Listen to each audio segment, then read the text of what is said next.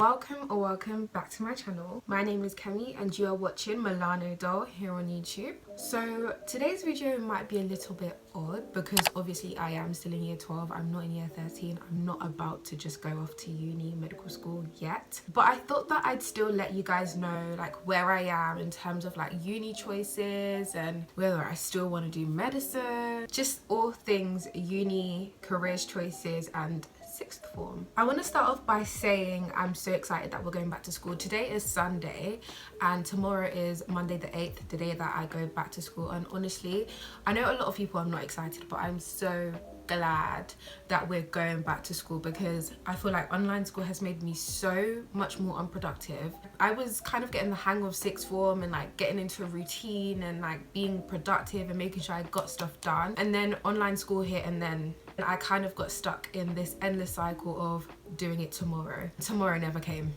Tomorrow never comes. Don't do it tomorrow because tomorrow doesn't exist anymore. So for that reason, I'm excited to get back to school so that I can finally be productive again and finally just get back on my grind, because I'm not gonna lie, I did fall off. Also, of course, I'm very glad to see my friends and just have like interaction with teachers and just be somewhere that isn't home for one. I love being at home, I'm not gonna lie, don't get me wrong. I am very much a homebody, but I like having a separation between home and school. Like the place that I sleep, get dressed, wake up, etc. is the same place that I do school at the moment. And that got quite crowded and like suffocating. I don't know, it just wasn't, I just didn't like it at all. So I'm glad that we're going back to school. So getting into the like nitty-gritty stuff and me mentioning whether I still want to do medicine or not, I of course still wanted to do medicine. I'm not gonna lie though, the other day I did research about biomed, and then I had like a quick like quarter life crisis about whether I really wanted to do medicine or not, and whether it was biomed that I was really interested in and whether I had the qualities to be a doctor. I literally just started to overthink, but that's the devil talking. I still want to be a doctor. I'm still going to go into medicine. I do like the sound of biomed, but I don't like the sound of not being a doctor and like not working in a hospital point blank. Like I want to be a healthcare professional. One thing I have kind of been on the fence about though is neuroscience and neurology. I was thinking about whether doing neuroscience and then going into a graduate degree of medicine and like starting medicine after doing neuroscience. I don't like the sound of having to wait 3 more years to do medicine, even though it's not really waiting. I am still in uni and studying, but that means I would be in uni for a good 9 years, and that just doesn't sound fun to me at all. The whole entire process of becoming a doctor is long. It takes long as it is, and I really just don't want to extend that in any way, shape or form. Like if I can just go straight into medicine, I will. So that idea quickly got scrapped. So then that leads me on to speaking about my current medical school choices, and I've kind of settled on Imperial College, UCL, BSMS, Brighton and Sussex Med School, and then Leeds or Oxford in that order. So Imperial is my first top choice because it just seems like the dream place. At first I really did think that that was Oxford for me. I remember in year 10, year 9, not year 9, what the hell, no, I was not thinking about Oxford in year 9, but in year 10/year 11, like beginning of year 11, way end of year 10, I was really in love with Oxford. And not just because it's Oxford, but literally because I just loved the uni. If you guys have been on my channel for a while and have been actually like listening to me when I make my videos, you would know that I mentioned quite a few times that I wanted to study medicine at Oxford. Like it was medicine at Oxford, that was the plan, medicine at Oxford. Even my friends, they were like, yeah, Kemi's going to study medicine at Oxford. That was just where I was going to end up. As I got into year 12 and researched more about the way in which Oxford actually offers medicine, I started to sway away from it. So as I started to sway away from Oxford, Imperial College came to the forefront of my mind. In year 11, I did actually apply for a Pathways to Medicine program that Imperial College was offering, and unfortunately I didn't get in. So that was that, but it wasn't anything that really affected me because I didn't really research about Imperial College, and I don't know why I had this like bad feeling about unis in London and just like studying in London. It just wasn't, I don't know, I just felt like I just really didn't like the idea, and I felt that it was like, honestly, no offense if you go to a university in London, because I want to study in London, so don't take any offense to what I'm about to say. I really did feel like people that studied in London, or if you went to a university in London, it was because you was like a Cambridge or Oxford reject. That's how I felt. And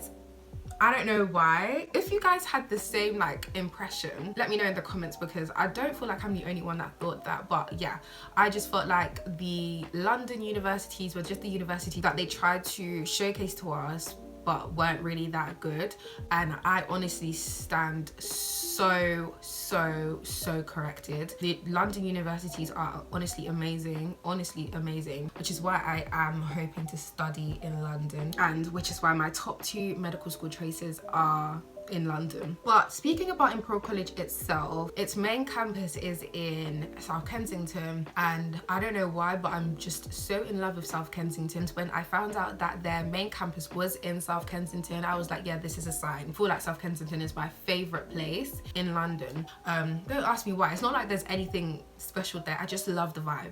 And then I went on to research how they offer medicine, and I found out that they do offer a BSc, but it's basically where you get to use 1 year of your degree to basically study another subject, but still related to science. Obviously, you basically come out with a bachelor's of science type of thing, and that interested me a lot because it meant that I could kind of do something in neuroscience. Another thing that really drew me to Imperial College was that you get patient contact throughout the entire course. You don't do the preclinical like Oxford does. The preclinical thing did throw me off with Oxford. That was the main reason why I was swaying away from Oxbridge and Oxford as a whole, because I wasn't really interested in Cambridge, just Oxford. The reason why I don't really like preclinical is because I feel like I've been waiting to like really be in a hospital and be hands-on for years. I knew that I wanted to be a doctor in year 8. That's when I decided. Literally, I was 12 years old, 13 maybe, and I was like, yeah. And so from year 8 till now, it's been 4 years. I still have another extra year, so it's gonna be a good like 5-6 years of working towards getting into medical school. I don't even have clinical based work experience. I haven't actually been able to work in a hospital. So because of all that, I don't want to add on another 2 years of no clinical experience. And I just feel as though medicine is not something that should be taught traditionally. It's something that you definitely need to be hands-on with, because it's not that you're just learning the science behind medicine like biomed. It's that you're actually like learning about what it is to be a doctor. And I feel like you need to be in the hospital to fully understand it. Do you know what I mean? I don't want to use 2 out of 6 years not getting patient contact. It's just not for me. It's just not for me. Another thing with applying to Oxford is it might not be smart for me. I obviously don't do maths. I do biochem and psychology. I don't take maths at all because it just wouldn't have been smart for me to take maths. It would have risked me getting into medical school if I took maths. Because I decided not to take maths, it can like make me not as competitive when applying for Oxford, and they might not accept me. I know that Cambridge literally only accepts 5% of people that don't offer 3 of sciences and maths, and I only offer 2, so I'm in the 5%, so I wouldn't have gotten into Cambridge. I don't know what the statistics are for Oxford. I think they're a little bit more lenient, but I just didn't. It's just a risk. It's just a huge risk, and we only get to apply to 4 medical schools, so I just feel like using one of my 4 spots on a medical school that is really risky just isn't very smart. So that's another reason why I'm swaying away. The reason why I have these 4, Imperial, UCL, BSMS, Leeds, Oxfordish, I guess, is because I'm not going to be doing the UCAT, I'm going to be doing the BMAT. Initially, like I said already, I was going to do medicine at Oxford. That's what I wanted to do. Obviously, we don't know if I was going to do it. Like, I haven't bloody applied yet, but that was my plan. That was my plan. And so that means I was always going to take the BMAT because you have to take BMAT to get into Oxford. And then I started to like look at other medical schools, and there was Queen Mary's, like Barts in London, King's College, and others that I liked that I've forgotten now. Because I started to get interested in Queen Mary's, Barts in London, King's College, I decided I'm gonna do both BMAT and UCAT. I started to think about whether that was practical or not. The UCAT doesn't have my strengths. It doesn't have my strengths at all. So taking the UCAT again would not be smart, just as taking maths A-level wouldn't have been smart. So I decided I'm going to just devote everything to BMAT medical schools. I'm not going to do UCAT, drop Barts in London, drop King's College, and just focus on BMAT schools. I also spoke to my mentor when I was like trying to think about whether I wanted to do both. She was saying that her friends that have studied medicine they don't recommend doing both the UCAT and the BMAT, simply because you run the risk of just doing average in both, because it is hard to prepare for both admission tests. It's a hard thing to do, and because of that you will run the risk of not like overachieving, and you want to overachieve. So I just feel like the BMAT plays more to my strengths, and it's just a little bit more practical for me to do it. And then that obviously led to me picking the 4 medical schools that I do, which are Imperial, blah blah. I've said it already multiple times. So if again you have been watching my videos and you watched them way back in like August, I think I did some sort of Q&A, I think, and someone asked if I was doing the EPQ, and no, I said no. I said I was not doing the EPQ. I think I was even saying how it was like just added stress to the A-levels that I already have to do, and I just didn't want to stress myself out. I even said that to my friends, like, yeah, I'm not gonna do the EPQ because it just seems like, why am I gonna write pages and pages about a topic when I could just focus on my A-levels? It's just added stress. But then I started to hear people say on YouTube videos in school and just like around me, saying how like doing the EPQ aids your application into medical school. And I'm all for doing anything that aids me getting into medical school. I decided to do my research, and I was watching YouTube videos more like, oh, does EPQ help me? I went on the student room, everything. Asked my mentor when YouTube and the student room weren't giving me consistent answers, and she basically said it does help you. Obviously it doesn't, like if you don't do the EPQ, it's not like they're gonna not consider you. It does like give you that extra boost, because it shows, like everyone says, it shows you can research alone, you're independent, and you have the skills of not only being a good university student but also being a doctor. Because to be a doctor you do actually need to want it. Like you do need to put in the work yourself, be hardworking, be resilient, and apparently the EPQ shows that you do have those skills, and it kind of shows that you're an analytical, critical thinker as well, which you obviously need to be as a doctor. So it basically further proves why you should be accepted to study medicine, because not only are they thinking about whether you deserve to be on the course, but they're also thinking about whether this person should be a doctor.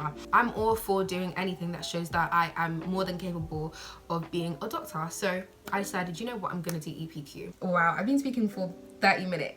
I think I'm just gonna end this video here because I don't want it to be long. I hope you guys enjoyed this video. If you guys are in year 12 also, or if you guys want to study medicine, or if you guys are thinking about universities like me and thinking about like your options and stuff like that, then let me know down in the comments below. I'd like to know where you guys are with choosing careers and your courses and stuff like that. I am lucky to have always known what I wanted to do. There are a lot of people that actually don't know what course they want to go into, and if you're one of them, then don't worry, like everything will fall into place. Honestly, just keep doing what you're doing, keep researching, and just keep enjoying yourself at sixth form, even though that can be a bit hard with A-levels, but we're not going to talk about that. Please make sure to like, comment, and subscribe. With that being said, I will see you guys in my next video.